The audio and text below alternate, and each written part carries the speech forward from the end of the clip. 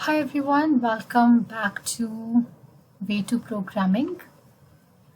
And today's video is another request. We're gonna explore the powerful world of callbacks again using a few built-in functions of Python. And we've already talked about these functions.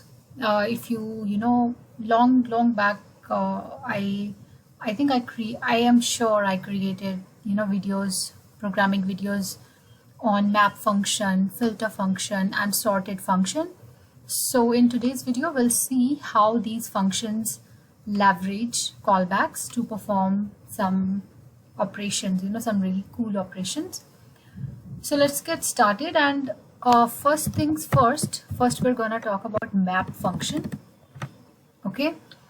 And for those of you who don't know what map function does, map function is actually used for, okay, let me get right. So map function is actually used to take two arguments. Map function takes two arguments, and okay, so the two arguments of map function are, one is function, one will be any function, and then there will be an iterable. Right now, what are callbacks? I will provide the link in the comments. If you are new again, you can I've created numerous videos on callbacks, so you can go check that video to understand what callbacks are if you don't know what they are already. And then I've also explained iterables, so you can check the link in the comments again to understand what iterables are.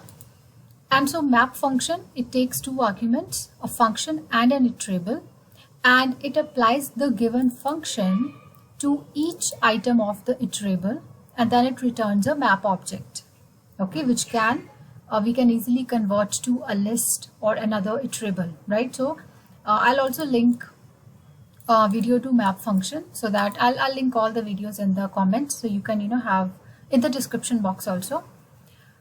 So this is the simplest function of map function, right?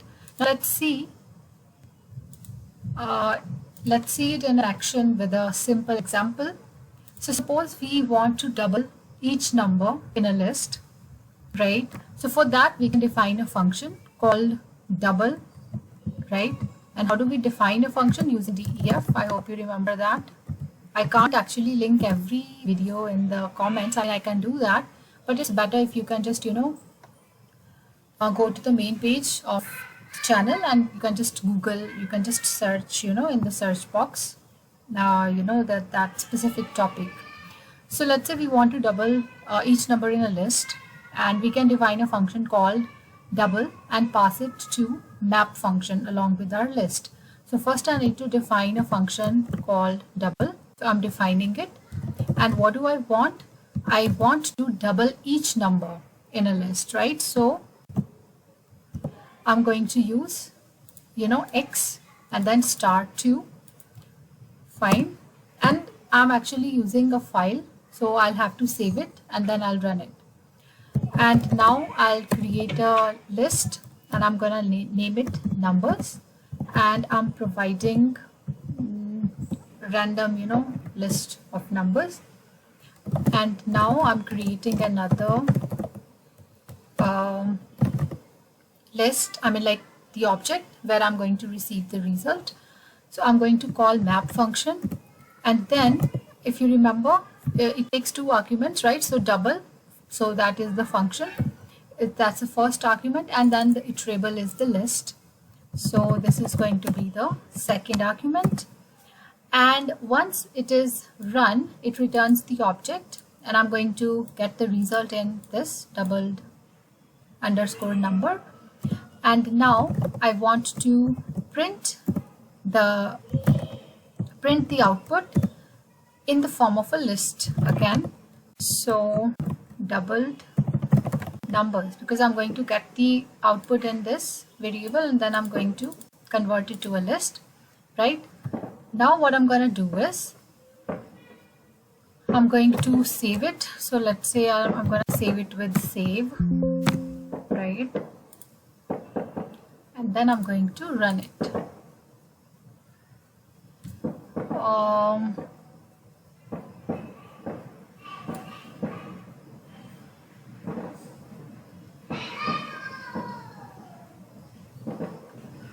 Print list doubled.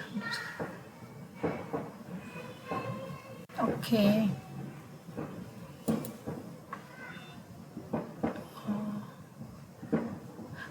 Okay, right, yeah. So this is actually doubled underscore number. This is how you can actually check the error also. By mistake, I put ns here, right? So this actually comes out to be a completely different variable. We don't have any doubled underscore numbers variable in this code, right? So that's why I was getting the error. So I just need to remove this s. I'll save it again, and then I'll run the code one more time, and you can see the result, right?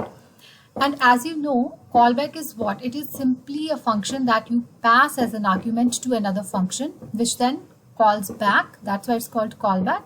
Call back or invoke, right? The past function at a certain point in its execution. And in this example, we are actually passing double function as an argument to map function, and the double function is called for each item in the list. And map function then returns the doubled values, right? So that's how you can use callback with map function. Now let's also look at the filter function. Right now we're going to talk about filter function. And filter function, similar to map function, it takes a function and an iterable. So that is a bit similar, right? It will also take a function and an iterable. Now how is it different? Okay. So how is it different? Instead of transforming the items, it actually filters out the items for which the function returns false, right? In map function is to be performed on every item in the iterable, but in filter function, it will actually filter out certain items. So now let's see how we can use, and it will return all the it will filter out all the items for which this function returns a false value, right? So now let's use filter to get only, let's say the program is to get the even numbers from a list, right? So again, we'll define an even function first, and this function will actually give us the even number. So let's say I'm going to define it as is underscore even, and then I will provide the number to check whether the number is even. I'm going to return modulus of this number, right? I hope you remember, if you return the modulus, we have done this program also many times before. And then this is my iterable. Again, I'm going to take a very simple list, 1 2 3 4 5, right? And now what we're going to do is we are going to have this variable. Then I'm going to use filter function here, and then I'm going to pass is even function, and then my iterable is numbers, right? And once I get the value, I'm going to print it, right? So list even underscore numbers, right? Yeah. Again, I'm going to save it, and then I'm going to run it.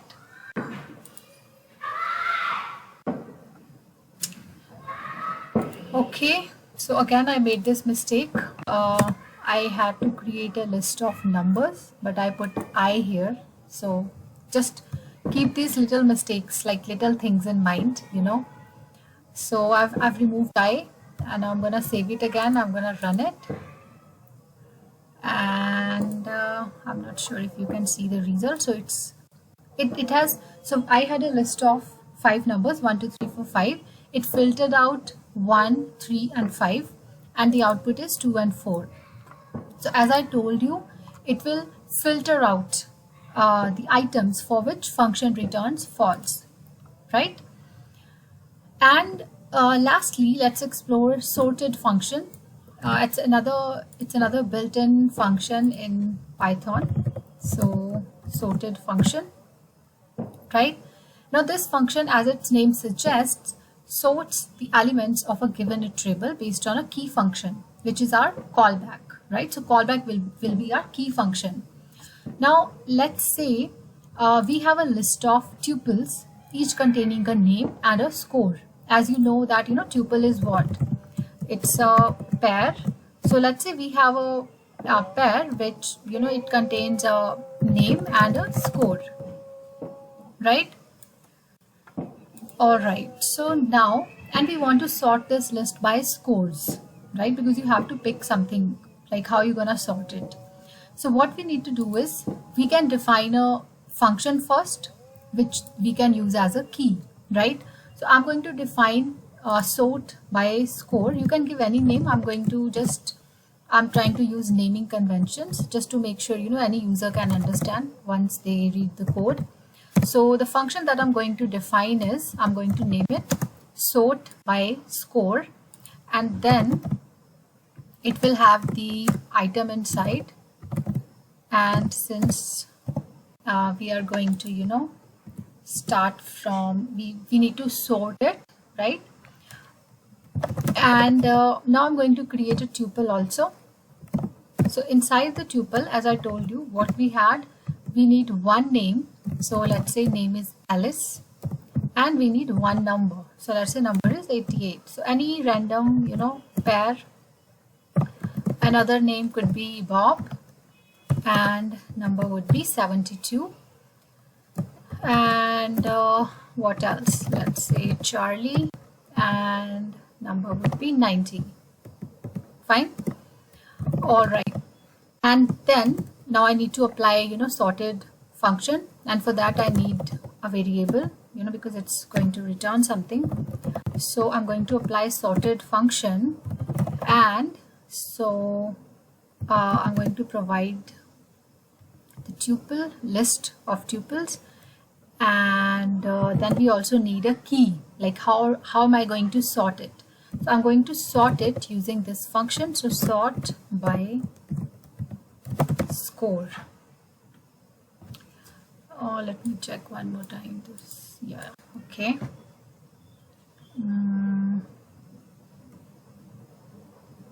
Right. And once I get it, then again I need to, print the values. Sorry. So I'm gonna print this value, sorted students. And so here actually the sort by score function actually extracts the score from each tuple, and sorted, this function uses these scores to sort the list, right? Because we are returning 1, and if you see, every tuple has 0 and 1, right? The values are named as 0 and 1. So this is also 0 and 1 if we talk about the index for the tuple, right? So we are getting the value at first index. So index 1 for every pair, for every tuple, right? So this function, sorted function, it is using that return value as key, and it is using it to sort the list, right? So again, I'm going to save it. Let me actually close it first so I can actually show you the results properly. Okay, finally, right? 88, 72 and 90. See, it should be sorted 72, 88, 90. Okay, yeah, right. So I need to write item here, right? Because I'm just writing return 1. But like I told you, I need whatever item is being passed here. So students, this list is being passed here. I need first index of items, every item, right? So if so students is being passed here, right? So item will be students, right? And I need item, I need the element at first index in every element of, in every, item of this students, right? So I need to write item here. Now if I save it and if I run it, 72, 88 and 90. Again, just keep in mind, these very minor mistakes. Yeah, there you have it. This is how you can use callbacks with Python's built-in functions, map, filter, and sorted. These are actually very incredible functions, very useful functions. They can help you write more efficient and readable code. So that's it for today's programming video. Thank you for this request. And if you found this video helpful, be sure to give it a like and don't forget to subscribe for more Python tips and tutorials. Thank you for watching and happy coding.